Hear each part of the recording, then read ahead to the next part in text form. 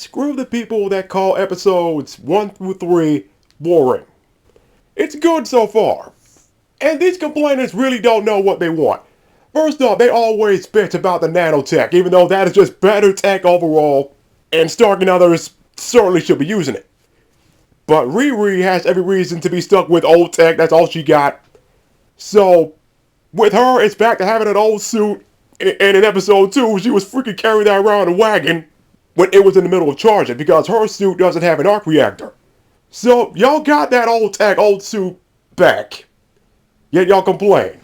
Reminds me of the Acolyte bringing back fast prequel-era combat, yet the Star Wars complainers still bitched about the show. On to the Hood actually being introduced this time, unlike back in Marvel's What If Season 3. Cool character so far, and the casting. Here's what's funny about this one.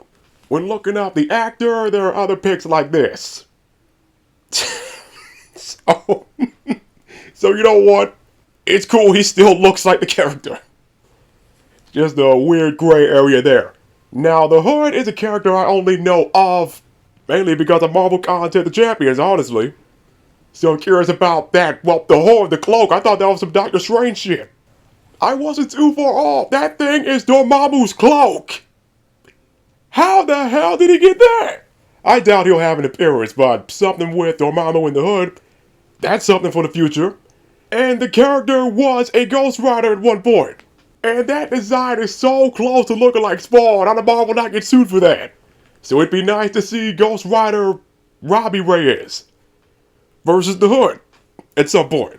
What else to talk about? Riri was with Hood's heist group, and she did that just for the money for a suit after being kicked out of MIT and having to go back home to Chicago. Also, freaking Obadiah Stane's son, Ezekiel. And that actor is Young Han. Nice to see him working with Disney again. Like, that is crazy. It's really almost been 20 years since Iron Man 1. So, Ezekiel doesn't want to be like his dad. He doesn't want to be evil. But he probably will be. In one scene in episode 3, dude got cybernetics in him, or at least in his arm. And when looking up the character in the comics, I see this. And this. So, we may see Young Han go evil. The Kylo Ren jokes will never end. Hopefully, Zeke Stain has a huge role in Armor Wars. So really, I do not get the complaints.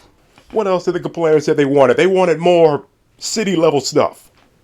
They want more villains that are not threats to the entire world. They want a break from that. They get more of that after Daredevil here. Yet they still complain. And after episode 3, people are complaining about Riri having a kill count. Saying Stark never would have done that, but he had kill counts in his first freaking movie. Now, there is one complaint that is legit, and even I gotta talk about it. One member of the heist group. Yup, a dude in drag. Now, let me mention one thing. The show hasn't made a fuss about it. Didn't make a big deal about it at all. So far, these first 3 episodes, dude is just the hacker of the group. But still, this has no place in the freaking Marvel product. Now, the show is rated TV-14. But still, people are fed up with all this political shit shoved in everything to appease just 5 people that aren't even part of the target audience. Even a lot of big companies have been pulling out from this stuff. But let's be real, they never cared, they just wanted money, and this stuff hasn't been making them money. So they're done. So the few that still try, they're gonna learn the hard way, and unfortunately, it's going to affect the Ironheart show.